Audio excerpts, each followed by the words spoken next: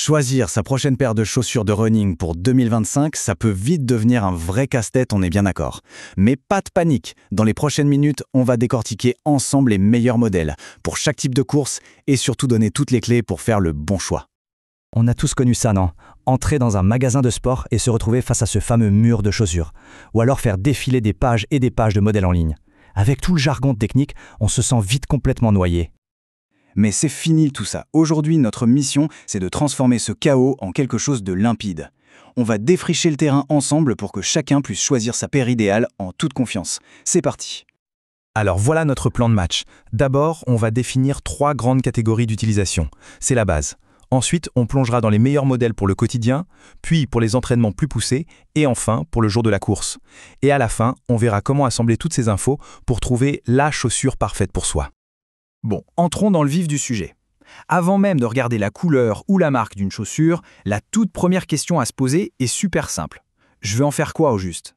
Parce que, croyez-moi, la réponse change absolument tout. En fait, on peut tout résumer à 3 missions bien distinctes. Chaque mission a ses propres règles du jeu et donc ses propres championnes. Allez, voyons ça de plus près.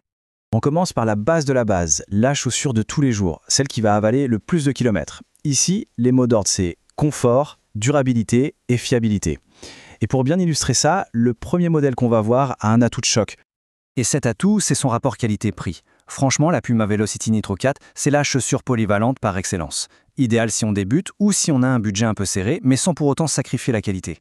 Alors, côté chiffres, ça donne quoi? Un poids de 225 grammes, ce qui est vraiment pas mal du tout, un drop assez classique de 8 mm et un prix qui tourne autour de 125 €. Pour ce niveau de performance, c'est une fiche technique super solide.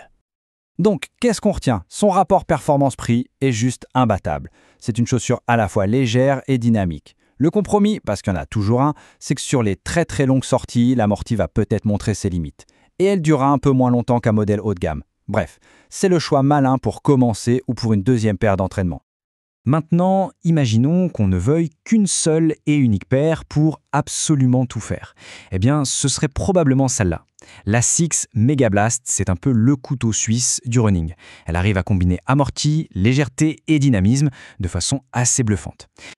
Et ce n'est pas juste un avis en l'air. L'expert qui est cité le dit noir sur blanc. Sa polyvalence, c'est vraiment son point fort.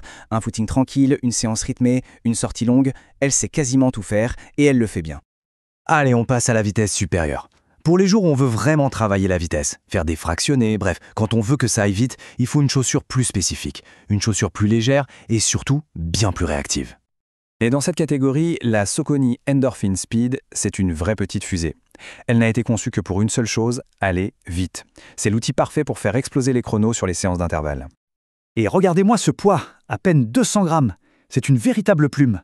C'est de là que vient cette sensation incroyable de vitesse et d'agilité. Le drop un peu plus faible, à 6 mm, renforce encore ce dynamisme. Bien sûr, cette légèreté extrême, ça a un prix. C'est une chaussure hyper dynamique, mais elle n'a pas l'amorti pour encaisser des kilomètres et des kilomètres. C'est un peu comme une voiture de sport. C'est grisant et super performant sur circuit, mais ce n'est pas la plus confortable pour traverser le pays. Et nous voilà arrivés tout en haut de la pyramide, les fameuses Super Shoes. Là, on parle des Formule 1 de la course à pied. Plaque carbone, mousse révolutionnaire, tout est conçu pour un seul et unique objectif, la performance pure le jour J. Dans cette arène des titans, la Puma Faster Nitro Elite 3 est une concurrente redoutable. Son arme secrète, une réactivité explosive. Chaque impact au sol est transformé en une propulsion surpuissante vers l'avant. Elle brille par sa réactivité et sa légèreté record pour un retour d'énergie maximal. Le revers de la médaille, c'est que l'amorti est assez ferme. On sent bien la route, mais c'est le prix à payer pour cette explosivité. Et bien sûr, comme toutes ces chaussures de pointe, sa durée de vie est limitée. C'est un modèle pour qui veut exploiter chaque watt de sa puissance. Et enfin, voici le joyau de la couronne, le modèle présenté comme le plus performant du moment, l'Adidas Adizero Adios Pro Evo 2. C'est tout simplement ce qui se fait de mieux en matière de technologie de course à pied aujourd'hui. Mais cette performance ultime, elle a un prix. Un prix qui montre bien qu'on est dans une catégorie à part, 300 €. C'est un sacré investissement, clairement réservé à la chasse au record personnel. Alors, pourquoi ce prix? Parce qu'elle atteint un équilibre quasi parfait entre l'amorti qui protège et le dynamisme qui propulse. Le tout avec une polyvalence qui lui permet d'être performante à différentes allures. C'est le choix ultime, mais qui vient avec les contraintes des produits d'exception. Un tarif très élevé et une durabilité qui se compte en quelques courses, pas en mois. Parfait, on a fait le tour des meilleures chaussures dans chaque catégorie. Maintenant, la grande question, c'est comment on utilise tout ça pour trouver sa propre paire idéale. C'est le moment de tout rassembler. La clé du choix parfait, c'est de répondre très honnêtement à ces quelques questions. Quel usage principal? Quel budget? Quelles sont les sensations recherchées? Il ne faut jamais oublier une chose, il n'y a pas de meilleure chaussure du monde, il y a seulement la meilleure chaussure pour soi. Et pour conclure, projetons-nous un instant. La technologie des chaussures a fait des bonds de géants ces dernières années. Après les mousses magiques et des plaques carbone qui ont tout changé, quelle pourrait bien être la prochaine révolution?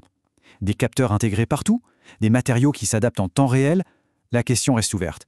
En tout cas, merci d'avoir suivi cette analyse et à très bientôt.